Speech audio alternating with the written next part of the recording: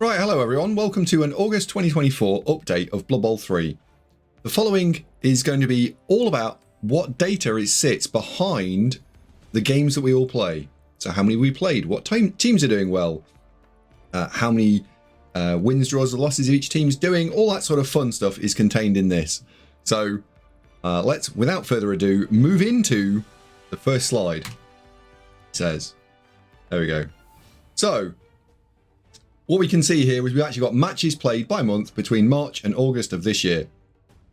And we can actually see, I think, that this graph tells us that Season 4, which were the first 3 bars, and then Season 5, which are broadly the second 3 bars, we can see that there was a great peak at the beginning of Season 5, of course, when Necro were released. But actually, people are still playing more games now than they were at the tail end of Season 4, even though now is August and people are on holiday. So people are trundling away for their summer holidays, and there is a considerable uptick in the number of games played. Jim says it's September. It is September, but you can't conclude August until August has happened, and that means it needs to be September to do the August update. Otherwise, it'd be the August update talking about July, but this is an August update talking about August. It's a new idea. It might catch on. It's a bit like when they do the best player of 2024, and you've still got half of 2024 left. It's weird, right? Hopefully it'll catch on, where we review something when it's actually happened, not before it's finished. Oh yeah. So this is an August review instead of an update. Yeah, I think it's an August review. I've got one for July, I just didn't do the update. Anyway. So, yeah, the biggest thing here, we can see the actual on the graph, right? You can use your own eyes and you can see that. But I think what's interesting here is Season 4 was less popular than Season 5. Right, next one, concessions. So what is happening in the world of concessions? We've just had a concession on the stream, but what is actually happening? And with more games comes more concessions. We get more people going, nope, and leaving. And the concessions rate has upticked considerably. We're now at 11,000 concessions per month, down from 15,000. And if we look again at the previous slide, we can see that the number of games played is very proportional to the concession rate. And broadly, we can see that at the top there, the concessions rate sits at about 1 in 4. So the takeaway from this slide is that only about 75% of all games go ahead. Yeah, so about 1 in 4 games get quit out. That's a lot, right? Next one is coach numbers. So how many people are actually playing Blood Bowl? We saw a humongous spike of 3,200 players there in June. And then the rest of it has dropped from Season 4. We were looking at around 1,300 players. 1,200 to 1,100 players. But now we're holding at 1,300 players. So again, we've got more people playing more games and conceding the same amount of games. Never tell me the odds. And a total of nearly 2,000 coaches played their very first game of Blood Bowl 3 in 2024. I think that's a wonderful statistic, and maybe it's not all doom and gloom. Coaches by games played. So how many people are playing how many games is what this slide is telling us. And we can see that, of course, a lot of people are only playing a couple of games. And this is online games, by the way, and this is not just against the AI. This is online in some form. And we can see that we are actually managing to have a reasonable retention rate, and a lot of people are playing up to about 40 games, which I think is pretty cool. Then it slides off considerably. There are 6 people who've played more than 200 matches, which is bonkers. Only one guy played 200 matches in August. Yeah.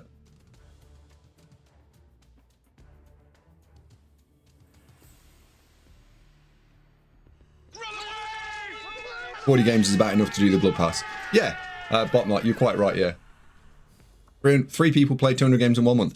Jim, I think one of them was you, wasn't it? You've got all that free time. I'm sure you can smash out 200 games in a month.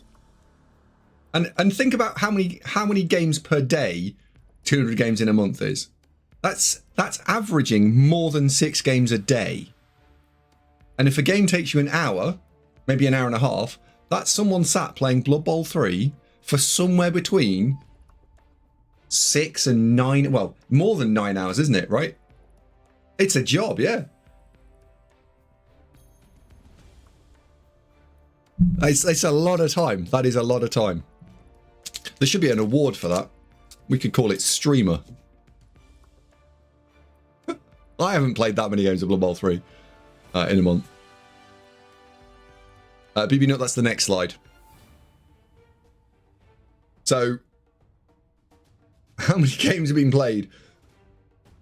What? I can't remember what this graph's telling us. Anyway, let's have a look at the next one. So the next one is race stats versus previous month, ranked by previous matches played. This would make more sense if I showed you the previous slide, the previous month deck, but I haven't. So this is just showing us the first column is the first column with some real numbers in it is matches played. We've got the race name, and then we've got where were they in last month in terms of ranking. So this month, Orcs were the most played team with knocking out 11,000 matches, and there's quite a big drop off if we look at the top 2 or 3, right? So Orcs played 11,000, then Necro played 10.5k, Dwarves, horrible evil things, played 8.5k, and then we get down to the least played teams, which if Cyanide want to try and balance things a bit, right, and they want you to have a better gaming experience, this being in this orientation is not great, right? Because if you're going to play a lot of games, what you want to play is lots of different types of matchups. So what we need to do is encourage people to play Elven Union, Old World Alliance, Imperial Ability, Underworld, Wood Elves, Nurgle, right? How do we get people to play those bottom 6 teams?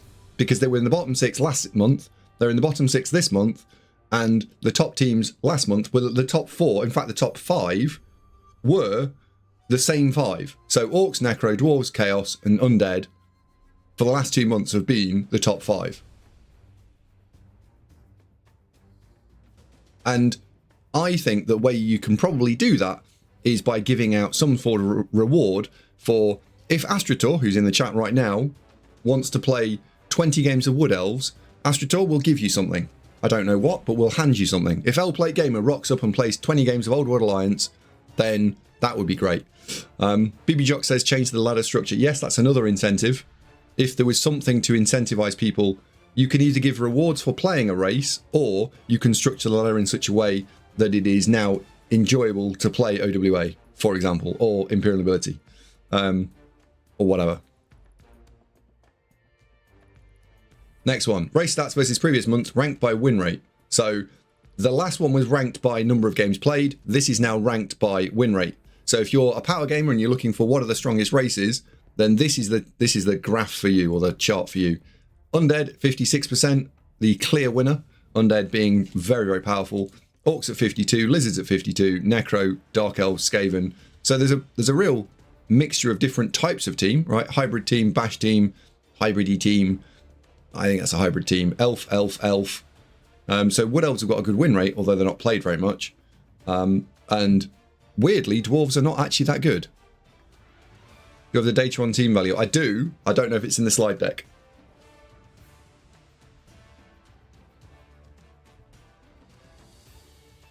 Yeah, Dimmy hasn't been playing Blood Bowl 3. We can tell this because Imperial Ability have only played 2,500 matches. 2,000 matches, and they've got the worst win rate. But it's not surprising that Black Orcs, Old World Alliance, Imperial Ability have got the 3 lowest win rates, and we can see here they've got 2 of the lowest games played. So it tells us that they are not a very powerful team on ladder, and because they're not very powerful, people don't want to play them.